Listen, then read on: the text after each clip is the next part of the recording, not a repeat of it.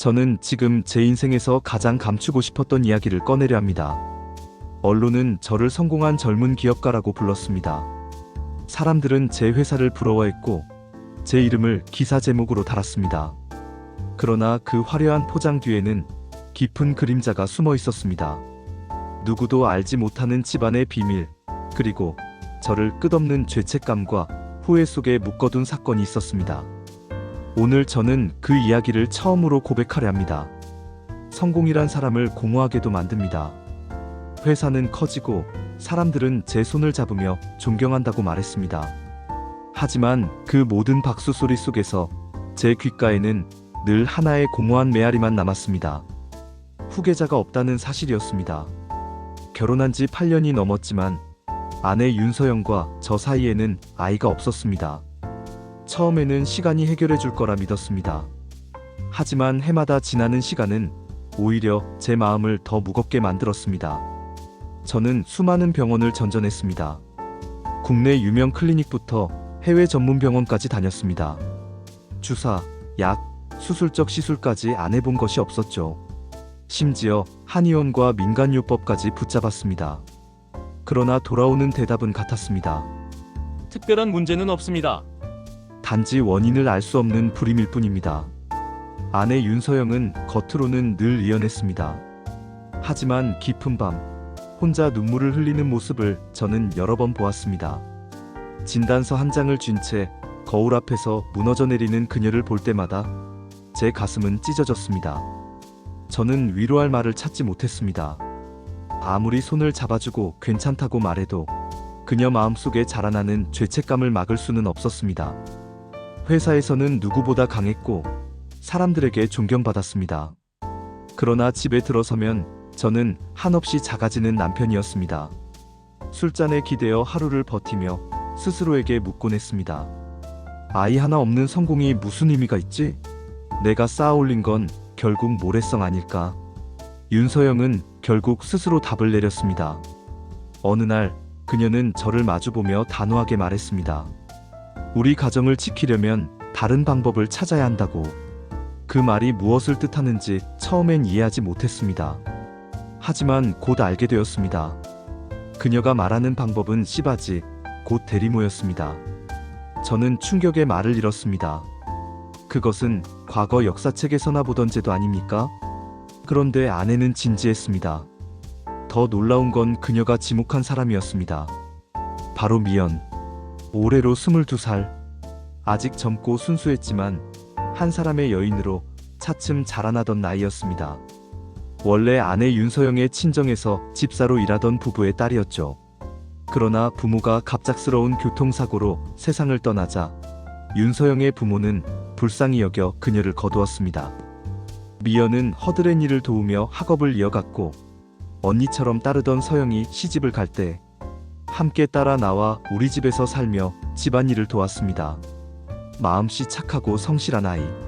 아직은 소녀의 순수함을 간직하면서도 이미 여인의 기품을 풍기기 시작한 나이였습니다. 저는 언제나 그녀를 친동생처럼만 여겼습니다. 그러나 서영은 달랐습니다.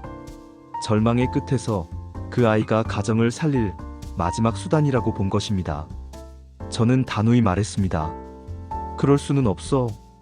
하지만 아내의 눈빛은 흔들리지 않았습니다. 이미 모든 걸 각오한 듯 굳건했습니다. 방법은 이것뿐이야. 그 단호함 앞에서 저는 끝내 아무 대답도 하지 못했습니다. 제 안에서 죄책감과 두려움이 소용돌이쳤지만 그 침묵은 곧 동의가 되어버렸습니다. 그리고 그 순간부터 제 세계는 천천히 무너져 내리기 시작했습니다. 윤서영은 치밀했습니다. 겉으로는 업무 효율을 위한 조치라 말하며 미연을 별관으로 보냈지만 저 역시 알았습니다. 그것은 저를 그곳으로 이끌기 위한 장치였다는 것을. 처음 별관을 찾았을 때 제 마음은 무겁고 두려웠습니다. 22살의 미연은 떨고 있었습니다. 저를 똑바로 보지 못하고 두 손을 꼭 움켜쥔 채 눈을 피했습니다.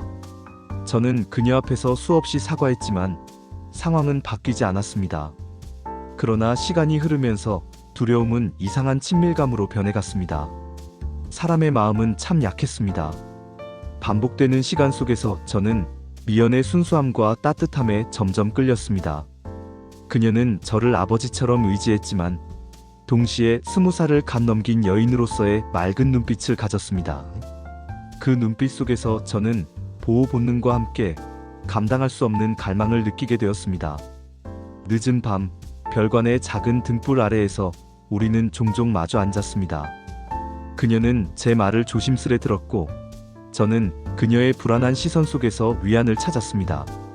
말없이 건네는 따뜻한 차 한 잔, 흙이 스쳐간 손끝의 감촉은 우리 사이의 공기를 바꾸어 놓았습니다. 서로를 피하려 했지만 피할수록 더 끌렸습니다. 떨리는 손길이 머뭇거리다 이윽고 멈추었을 때 우리는 이미 마음을 열어버린 상태였습니다.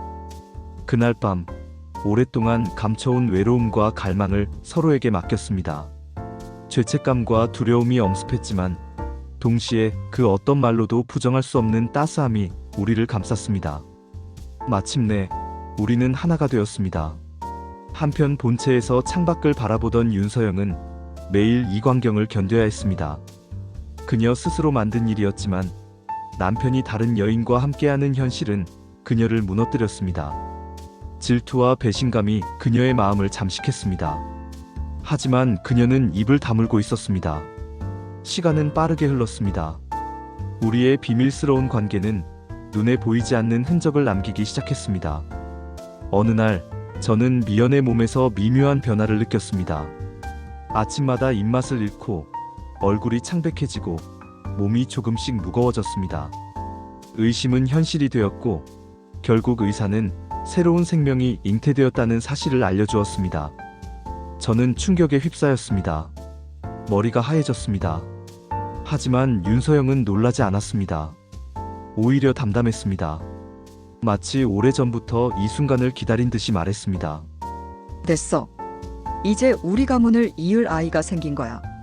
그 순간 제 안에 얽힌 감정들이 무너져 내렸습니다.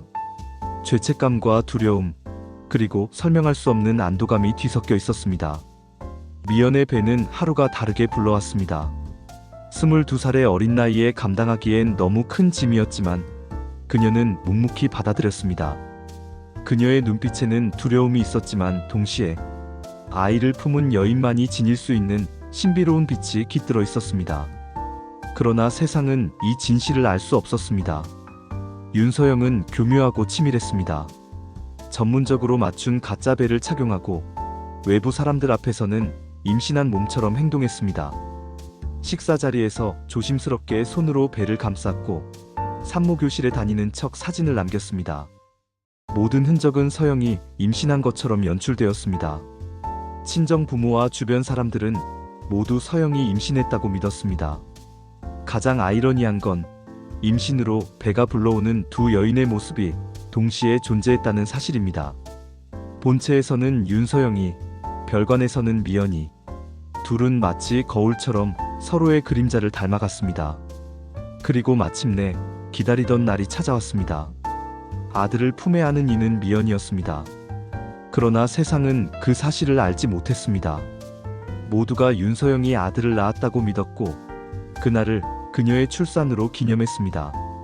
그 아이의 이름은 이도연. 겉모습은 저와 미연의 흔적이 엿보였지만 다행히도 아내 서영과 미연이 친자매처럼 닮아 있었기에 누구도 의심하지 않았습니다. 세상은 도연을 당연히 서영의 아이로 여겼습니다. 아들을 품에 안은 순간 제 가슴 속에는 기쁨과 두려움, 안도와 죄책감이 한꺼번에 몰려왔습니다. 그러나 분명한 것은 단 하나였습니다. 이 아이는 내 삶의 모든 것을 바꾸어 놓을 존재라는 사실. 도연의 탄생은 집안에 새로운 순결을 불어넣었습니다. 제 부모님도, 장인 장모님도, 양가 친척들과 오랜 친구들까지 찾아와 우리를 축복했습니다. 서영아 수고했어. 이제야 마음이 놓인다. 정말 복덩이가 태어났네. 드디어 대가 끊기지 않을 아들이 태어났구나.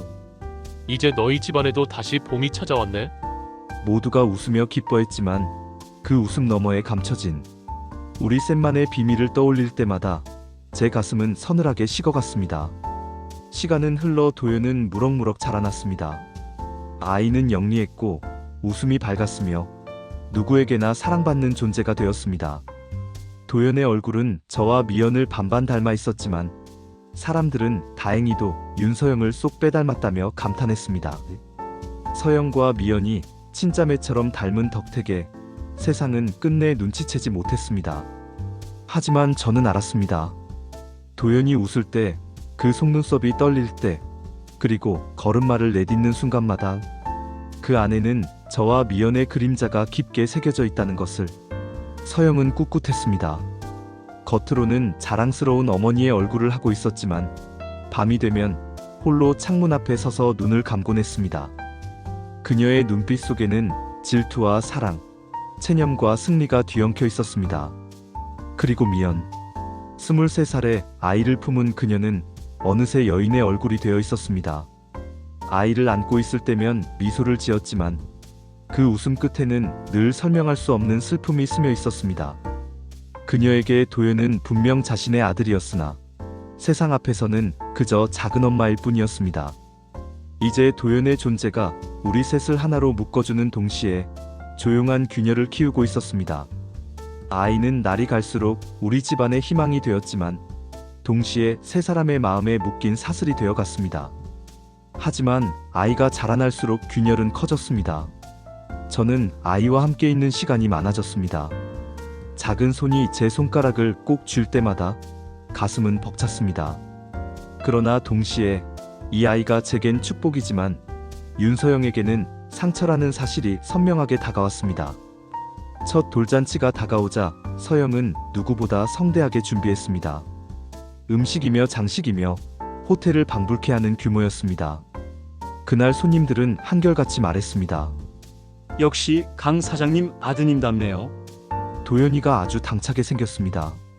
모두가 아내의 아들이라 믿었습니다. 그 순간 저는 무심코 말했습니다. 도연이는 우리 미연이가 참 잘 키웠습니다. 사람들은 대수롭지 않게 웃었지만 윤서영의 표정은 단단히 굳었습니다. 저는 그 눈빛을 잊을 수 없습니다. 그날 이후 아내의 마음속에서는 이미 무언가가 금이 가고 있었습니다. 잔치가 끝난 뒤 윤서영은 더욱 고요해졌습니다. 마치 오래 준비한 결정을 마무리할 때의 고요함이었습니다. 그녀는 마침내 저 몰래 집사를 불렀습니다. 그리고 지시했습니다. 미연을 멀리 보내세요. 아이는 두고. 며칠 뒤 미연은 집사와 함께 외출을 나갔습니다. 장을 보러 간다고 했습니다. 저는 대수롭지 않게 넘겼습니다. 그러나 그날이 그녀의 마지막이 될 줄은 몰랐습니다. 외진 산길에서 차가 멈추었고 집사는 말없이 준비해둔 가위를 꺼냈습니다. 미연의 긴 머리카락은 그 자리에서 잘려나갔습니다. 봉투 하나가 그녀의 손에 쥐어졌습니다. 이제 당신은 돌아올 수 없습니다. 도연이는 이 집의 아들입니다. 잊고 떠나세요. 미연은 울었습니다. 내 아이인데, 제 아이인데, 그러나 울음은 바람 속으로 흩어졌습니다. 길 한복판에 홀로 남겨진 그녀는 결국 눈물 속에 걸음을 옮길 수밖에 없었습니다. 그 시각 집으로 돌아온 저는 비어있는 별관을 보고야 모든 것을 알았습니다. 서영의 계획이 이렇게 끝났다는 걸. 저는 무너졌습니다. 술잔을 붙잡고 밤을 지새웠습니다. 도연이가 웃으며 제 손을 잡을 때마다 가슴은 따뜻해지면서 동시에 찢어졌습니다. 그 웃음 뒤에 사라져버린 미연의 그림자가 겹쳐 보였습니다. 세월은 무심했습니다. 3년이 흘렀습니다. 도연이는 훌쩍 자라 말도 잘하고 뛰어다니며 해맑게 웃었습니다. 사람들은 여전히 윤서영이 낳은 아들이라 믿었습니다. 닮은 구석이 많았기에 누구도 의심하지 않았습니다. 서영도 차분하게 아이를 돌보는 엄마의 역할을 했습니다. 하지만 저는 늘 공허했습니다. 미연의 흔적은 사라졌지만 마음속에서는 지워지지 않았습니다. 그녀가 지금 어디서 어떻게 살고 있을까? 그러던 어느 날 집 앞에 비군이 한 명이 탁발을 위해 찾아왔습니다. 고가를 깊게 눌러 쓴 얼굴은 보이지 않았습니다. 그런데 도연이가 마당에서 놀다가 그녀 앞에 다가갔습니다. 낯선 이에게 눈을 크게 뜨고 묻더군요. 누구세요? 그 순간 비군이는 말없이 허리를 숙여 도연이를 안았습니다. 품에 안긴 아이는 놀라지 않았습니다. 오히려 익숙한 듯 고개를 기대었습니다. 짧은 시간이었지만 그 품 안에는 깊은 사랑이 깃들어 있었습니다. 저는 그 뒷모습을 보고야 알았습니다. 걸음걸이, 어깨선, 손끝의 습관, 미연이었습니다. 확신은 벼락처럼 내려왔습니다. 그러나 불러 세울 수 없었습니다. 도윤을 내려놓은 그녀는 끝내 뒤돌아보지 않고 조용히 사라졌습니다. 그날 이후 저는 모든 진실을 다시 생각했습니다. 아내 윤서영의 계획, 미연의 희생, 그리고 저의 무력함까지. 회사의 성공, 재산, 명예, 그 모든 것은 아이 하나를 얻기 위해 쌓아올린 피라미드 위에서 무너져 내리는 모래 같았습니다. 사람들은 여전히 저를 성공한 인생이라 말했습니다. 그러나 저는 압니다. 사랑과 욕망, 질투와 모성애가 만들어낸 이 비극은 결국 아무도 행복하게 만들지 못했다는 사실을 밤마다 저는 스스로에게 묻습니다. 만약 그때 다른 선택을 했다면 지금은 달라졌을까? 그러나 그 물음에는 언제나 침묵만이 돌아옵니다. 대답은 없습니다. 미연은 다시 돌아오지 않을 겁니다. 하지만 완전히 사라진 것도 아닙니다. 제 기억 속 마지막 모습, 도연이를 품에 꼭 안았다가 눈길조차 주지 않고 떠나던 그 뒷모습은 여전히 제 삶 어딘가에서 살아있습니다. 바람이 스쳐갈 때, 아이의 웃음소리가 울릴 때, 문득 스치는 꽃향기 속에서 그녀의 흔적이 깃들어 있는 듯합니다. 사람들은 여전히 윤서영이 낳은 아들이라 믿고 도연이는 해맑게 자라납니다. 세상은 끝내 그 진실을 모를 것입니다. 어쩌면 그것이 이 집에 내려진 운명인지도 모릅니다. 하지만 저는 압니다. 도연이는 제 아들이자 동시에 미연의 아들입니다. 그 사실 하나만은 지워지지 않습니다.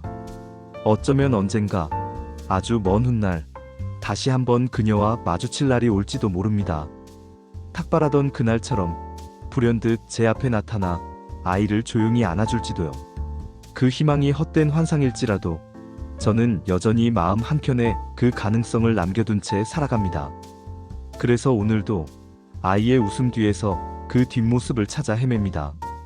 이미 떠나버린 한 사람의 그림자가 제게는 여전히 사라지지 않는 현재이기 때문입니다.